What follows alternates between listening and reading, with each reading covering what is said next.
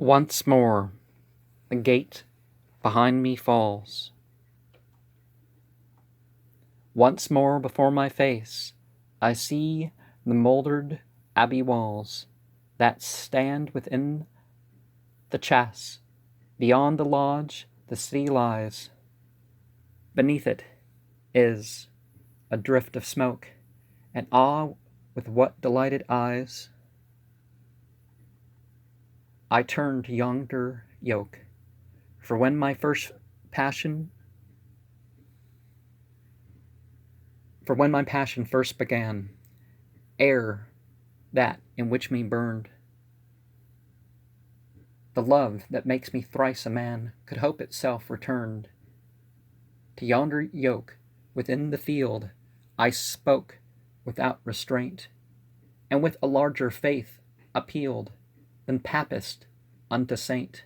For oft I talked with him apart, and told him of my choice, until he plagiarized a heart, and answered with a voice. Though what he whispered under heaven none else could understand, I found him garrulously given, a babbler in the land. But since I heard him make reply, is many a weary hour, 'twere well to question him and try if yet he keeps the power. Hail hidden to the knees infirm, broad oak of Sumner Chase, whose topmost branches can discern the roofs of Sumner Place. Say thou whereon I carved her name, if ever made our spouse. As fair my Olivia came to rest beneath thy boughs. A Walter I have sheltered here, whatever maiden grace the good old summers, year by year, made ripe in Sumner Chase.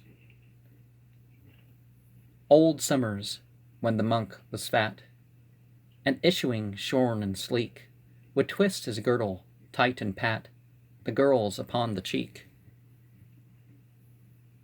Ere yet, in scorn of Peter's pence,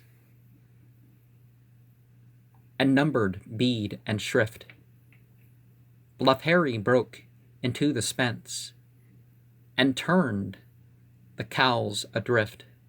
And I have seen some score of those fresh faces that would thrive, when his man-minded offset rose to chase the deer at 5, and all that from the town would stroll till that wild wind made work, in which the gloomy brewer's soul went by me like a stork.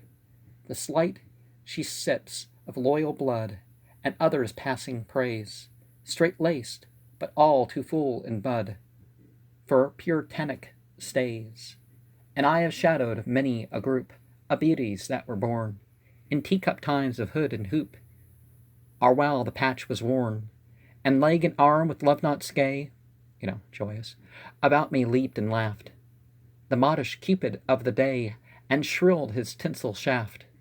I swear, and else may insects prick each leaf into a gall, this girl for whom your heart is sick is 3 times worth them all. For those and theirs by nature's law have faded long ago, but in these latter springs I saw your own Olivia blow. From when she gamboled on the greens, a baby germ to when the maiden blossoms of her teens could number 5 from 10. I swear by leaf and wind and rain, and hear me with thine ears, that though I circle in the grain 500 rings of years, yet since I first could cast a shade, never creature pass so slightly musically made, so light upon the grass. For as to fairies that will flit to make the greensward fresh, I hold them exquisitely knit, but far too spare of flesh. O hide thy knotted knees in fern, and overlook the chase, and from thy topmost branch discern the roofs of Sumner Place.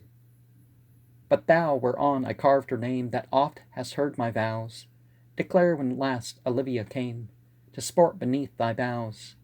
O yesterday, you know, the fair was holden at the town.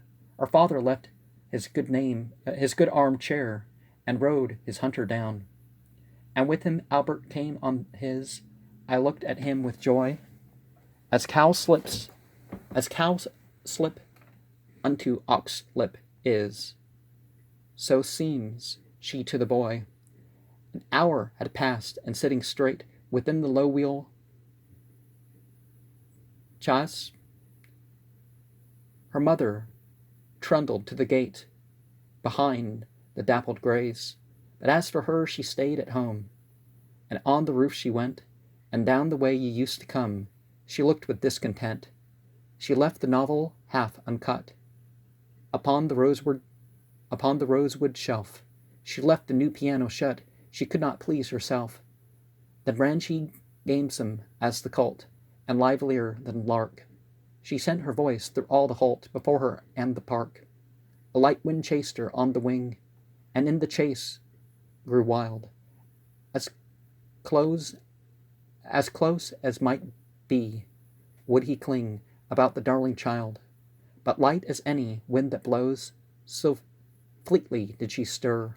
The flower she touched on dipped and rose, and turned to look at her.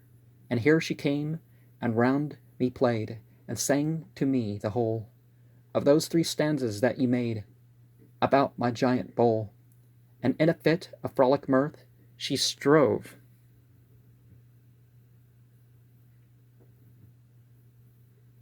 to span my waist. Alas, I was so broad of girth, I could not be embraced. I wished myself the fair young beech that here beside me stands, that round me, clasping each and each, she might have locked her hands. And we'll continue this another time, but if you find the real value in somebody, it's far more than what the world will speak.